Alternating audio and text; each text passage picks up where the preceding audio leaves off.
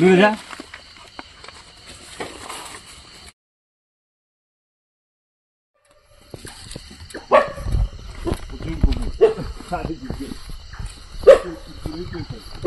Hello everyone, welcome back to Reptopedia. আর আমি আপনাদের রেপ্টোপিডিয়া থেকে জয়দেব মজুমদার। আবার একটা ওয়াইল্ড লাইফ রেস্কিউ নিয়ে দেখা গেল। তো শীত কিন্তু আস্তে আস্তে কমছে, গরম পড়ছে, আর বিভিন্ন সাপ কিন্তু ভ্রূমেশন থেকে বেরিয়ে আসছে এখন আস্তে আস্তে।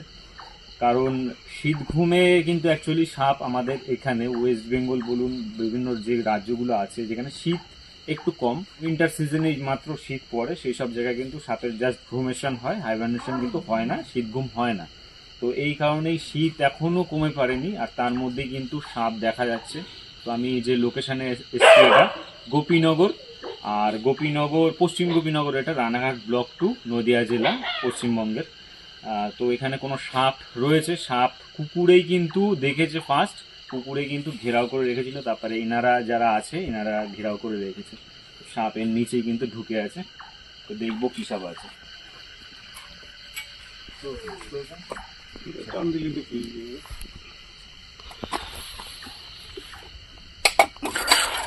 অ্যাকচুয়ালি সাপ দেখুন যাই হোক না কেন, আগে থেকে যদি না জানা যায়, বোঝা যায়, তাহলে কিন্তু সাবধানভাবেই কাজ করা উচিত। বিষধর বা মৃদু বিষধর বা একদম বিষহীন যাই হোক না কেন।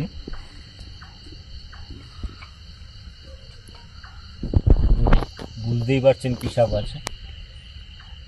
একদম ভারতের যে বিগ 4 4টে সাপ রয়েছে তার মধ্যে কিন্তু রয়েছে এই রাসেলস ভাইপার। আর বিভিন্ন ভিডিওতে, শর্ট ভিডিওতে আমরা দেখেছি অনেক যারা সাপ নিয়ে কাজ করছেন তারা বলছেন যে এই রাসেলস ভাইপারের ফিমেল কিন্তু ছোট হয়, ফিমেল দেখতে সুন্দর হয়, ফিমেল দেখতে খারাপ হয়, মেল দেখতে ভালো হয়, এরকম কিছু কিছু মানে অবান্তর যুক্তি যেগুলো, সেগুলো দেখতে পাওয়া যাচ্ছে। এমনটা একদমই না। এই রাসেলস ভাইপারের কিন্তু ফিমেল বড় হয়, কালার ভালো হয়, আর মোটাও হয়, লেন্থ অনেকটা হয়। আর পুরুষ সাপ যেগুলো হয় সেগুলো কিন্তু সরু হয়, আর লেজের দিকে হট করে কিন্তু ভোতা হয় না। আর অন্য যেসব ফিমেলগুলো আছে, ফিমেলগুলোর লেজের দিকটা এসে হঠাৎ করে সরু হয়ে যায়। তো এই কারণেই কিন্তু এটা একটা মিসগাইড বলা যেতে পারে। আর এই যে রাসেলস ভাইপার ভারতের বিগ 4-এর মধ্যে কিন্তু একটা, বেশি মানুষ কিন্তু এদের কামড়ে মারা যায়। কালার, তারপরে এ রয়েছে সয়েস্কেল ভাইপার রয়েছে, আর ফুরসা যেটা বললাম সয়েস্কেল ভাইপার, আর এই রাসেলস ভাইপার। তো কিলিং মেশিন বলা হয়। আর এই সাইজের যে সাপ দেখছেন এগুলো কিন্তু ধরা কিন্তু সব থেকে রিস্ক, কারণ বড় সাপ হলে চেহারা ভারী হয়, লাফালাফি কম করে। তো এই ছোটো সাপই কিন্তু ব্যাগিং করতে গিয়ে, হাতে ধরে ব্যাগিং করতে গিয়ে অনেকের বাইট হয়েছে। আর এই রাসেলস ভাইপার যে কালার, এটা যদি শুকনো পাতার মধ্যে বা শুকনো মরা যে ডালপালা হয় সেসবের মধ্যে যদি থাকে তাহলে কিন্তু বোঝা খুব মুশকিল। তো চেষ্টা করব ব্যাগিং করার। এটা আনুমানিক 2 থেকে 3 বছর হবে, এটা আন্দাজ মোটামুটি, কারণ লেন্থ যেরকম রয়েছে আর সদ্যজাত বাচ্চা যেরকম হয় সেই হিসাবে বললাম। আমাদের বাড়িতে ওদিন দেখতে একটা সেই এরকম মোটা, এই সাপই চেষ্টা করব একদম ইজিলি কাছে থেকে ব্যাগিং এ। অনেক সময় দেখতে পান যে ব্যাগিং আমরা বিভিন্ন একটু দূরে হয়ে যায় অনেক সময়, তো এটা ক্লোজ একদম ব্যাগিং করব এখান থেকে।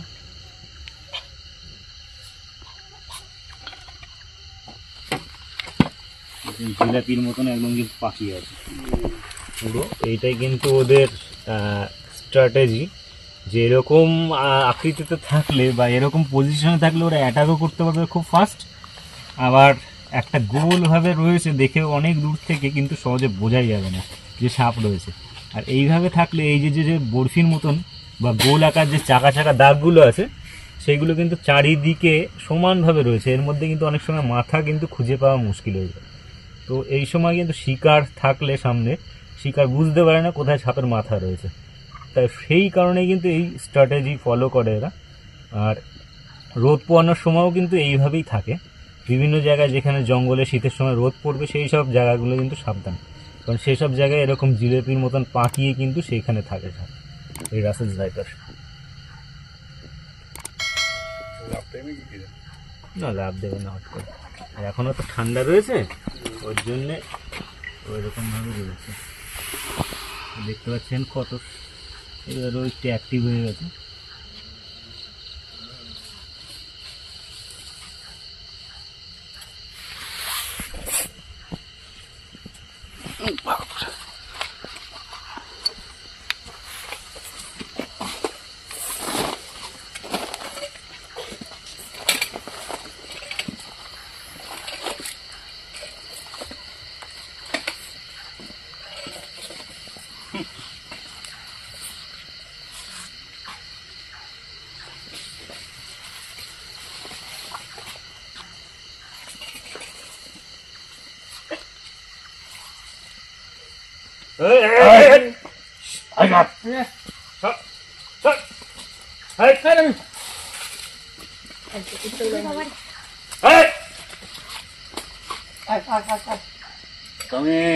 তুমি আসিস না।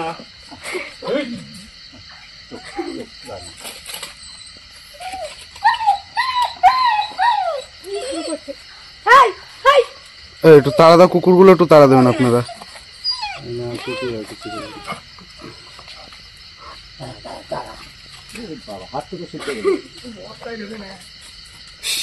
কুকুরগুলো তাড়া দেবেন কিন্তু, হ্যাঁ।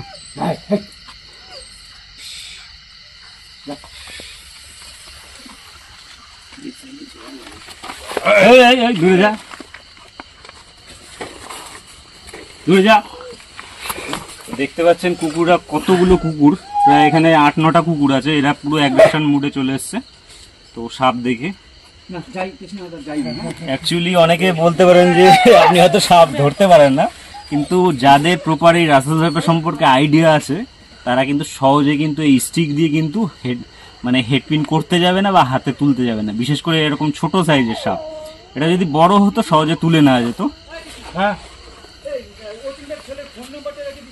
ভেতরেই রয়েছে, দেখতে পাচ্ছেন অনেকটা ঠান্ডা আছে। আমি বলবো ঠান্ডা আছে। কিছু কিছু রাসেল ভাইপার এমন হেল চালু করে দেয় সেগুলো কিন্তু খুব রিস্কি হয়, খুব সতর্ক থাকতে হয়। এখনো অবধি উইদাউট এনি বাইট কিন্তু আমি সাপ রেস্কিউ করে আসছি বিগত প্রায় 16 বছর। তো এই রেকর্ড আমি রাখতে চাই যাতে কখনো বাইট না হয়, কারণ একবার যদি রাসেল ভাইপারের বাইট হয় তো খুব মুশকিল সেখান থেকে একদম কোনো ক্ষতি ছাড়া বেঁচে ফেরা। কারণ আপনারা অনেকেই জানেন যে হেমোটক্সিক ভেনম কিন্তু ব্লাড সার্কুলেশনের উপর প্রবলেম করে, হেমোগ্লোবিন নষ্ট করে, যার কারণে কিডনি ফেলিওরও হয়। তো এই কারণে কিন্তু খুব সাবধান থাকি।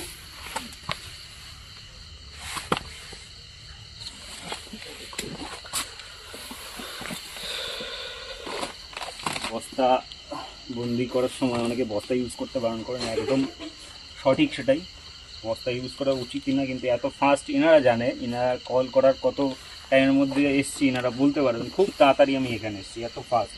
তো সেই কারণে সবসময় কিন্তু ব্যাগ কাছে থাকে না। আর দেখতে পেয়েছিলেন যে যখনই ব্যাগিং করবো সেই টাইমে কুকুরগুলো কীরকম চারিদিক দিয়ে অ্যাগ্রেশন সাপের প্রতি দেখাচ্ছে, সেটা একটা কিন্তু এই সময় কিন্তু বিপদ হওয়ার চান্স থাকে, হয়তো কুকুরকে কামড়ে দিতে পারতো। তো এই কারণে কিন্তু সেই ব্যাপারটা সামলেছি। ওই কাকুও চলে এসেছিলো বাঁশ নিয়ে, সাইড দিয়ে কুকুরগুলোকে ট্যাকেল করছিল। সবসময় ফলো রাখতে হবে, বস্তার সাথে কিন্তু হাত টাচই করা যাবে না কোনোভাবেই। আজকে দুটো একই সাইজের, এই সাইজের রাসেল ভাইপার দুটো সকালে একটা রেস্কিউ হয়েছে। তো এই লোকেশন থেকে রাসেল ভাইপার রেস্কিউ করা হলো। এটা রানাঘাট ব্লক 2 এর, যেটা অ্যাড্রেসটা আপনাদের বললাম। তো এখানে মনে হয় মাঝে মাঝে এগুলো দেখা যায় নাকি? এটাই মনে হয় বেশি দেখা যায়, এইটাই দেখা যায় এখন এই টাইমটা। হ্যাঁ, চারিদিকে যেহেতু বাগান এমনই হচ্ছে, আর আস্তে আস্তে এদেরও জায়গা কমে আসছে।